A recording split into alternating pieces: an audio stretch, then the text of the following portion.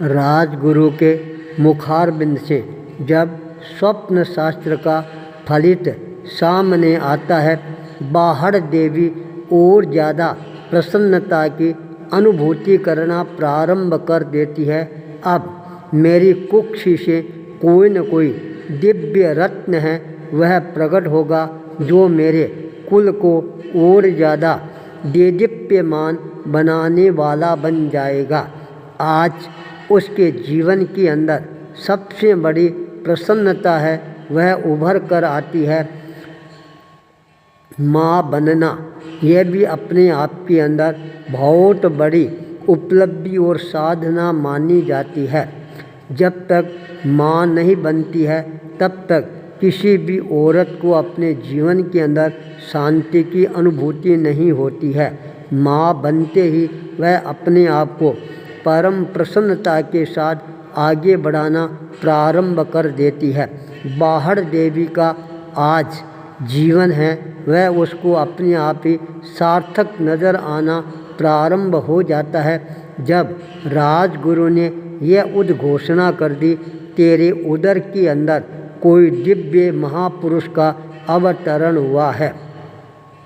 स्वयं मंत्री महोदय भी इस फलादेश को सुनकर और ज़्यादा प्रसन्नता की अनुभूति करना प्रारंभ कर देती हैं। बाप बनना यह भी अपने आप के अंदर बहुत बड़े गौरव की बात मानी जाती है। दोनों पति पत्नी आज इतनी ज़्यादा प्रसन्न चित्त होती हैं जिसकी कोई कल्पना भी नहीं कर सकता है। तत्काल बाहर देवी ने राजगुरु को अपनी तरफ से बहुत अच्छी दक्षिणा देने में भी कोई प्रकार की कमी नहीं रखती है। राजगुरु ने सोचा भी नहीं था इतनी बड़ी दक्षिणा है वह आज मेरे को प्राप्त होगी। वो भी मन के अंदर प्रसन्नता की अनुभूति करना प्रारंभ कर देती हैं।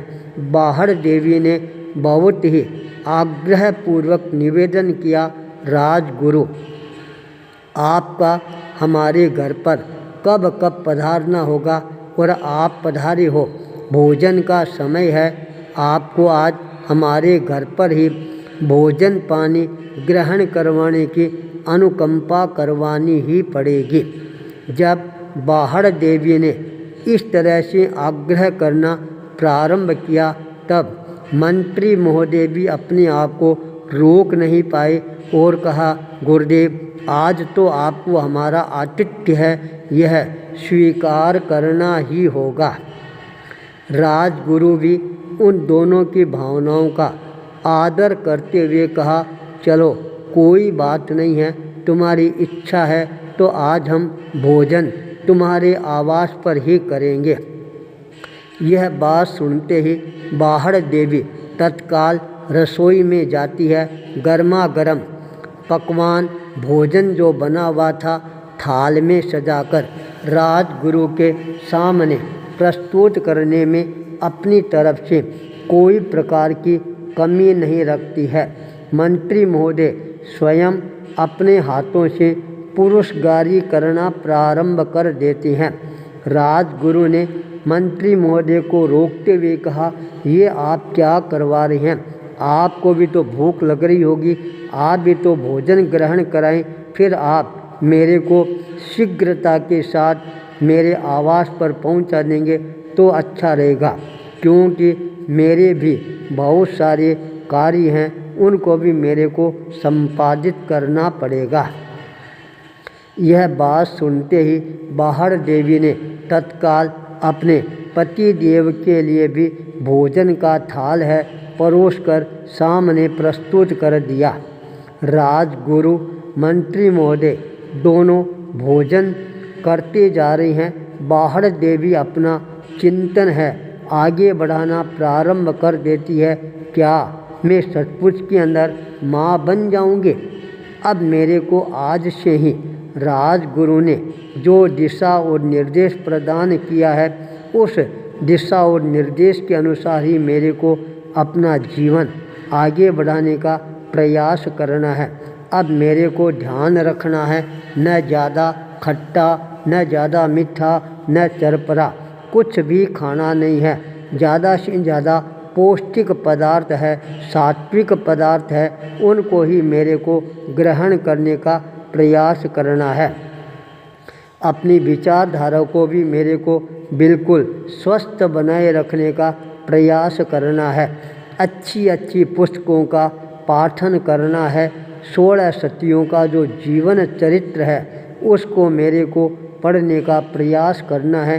24 तीर्थंकरों का जीवन है वह मेरे को गंभीरता के साथ पढ़ने का प्रयास करना है। वासुदेव, बलदेव, प्रतिवासुदेव, चक्रवर्ती, इनके जीवन को भी मेरे को आराम से पढ़ने का प्रयास करना है। ये सारे के सारे चरित्र है वो मेरे जीवन के अंदर चारित्र का निर्माण करने वाला बनेगा। मेरा जो बालक है वह बालक प्रज्ञावान बनता चला जाएगा, चरित्रनिष्ठ बनता चला जाएगा। भविष्य के अंदर मेरा बालक है पूरे संसार के अंदर एक नया आलोक है, प्रकाश है, ये बिखेरने वाला बनेगा। इस तरह की चिंतन धारा उसके मन के अंदर अपने आप ही उभर कर आनी प्रारंभ हो जाती है। राजगुरु और अपने पतिदेव को तत्काल नया नया गर्मा गर्म भोजन है बार बार आग्रहपूर्वक परोसने में भी वह अपनी तरफ से कोई प्रकार की कमी नहीं रखती है।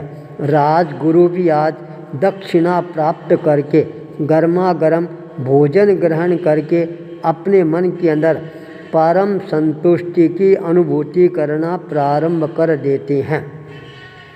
जब भोजन का कार्य संपादित हो जाता है उसके पश्चात राजगुरु ने मंत्री महोदय को कहा, अब आप कृपा करके मेरे को जल्दी से जल्दी हमारे आवास पर पहुंचा दोगे तो अच्छा रहेगा। बाहड़ देवी ने निवेदन किया, गुरुदेव आप हमारे घर पर पधारे हैं, कब कब आपका पधारना होगा और आप इतनी जल्दी क्यों करवा रही हैं? घर पर पधार कर आप क्या करवाओगे? थोड़ी देर आप आराम से विश्राम करवाने की अनुकंपा करवाओगे तो अच्छा रहेगा। हमारा घर है, आंगन है, ये भी पावन और पवित्र बन जाएगा। बाहड़ देवी ने जब यह विनम्रतापूर्वक आग्रह किया, राजगुरु इस आग्रह को टालने में भी अपने आप को असमर्थ महसूस करना प्रारंभ कर देते हैं। 1 घंटे के लिए विश्राम है वहीं पर करने का निश्चय करते हैं।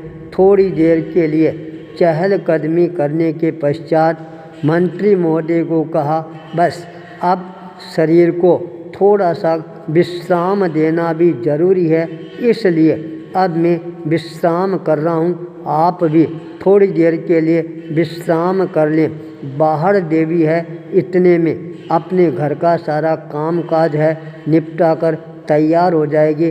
उसके पश्चात आप मेरे को अपने घर तक छोड़कर आ जाना।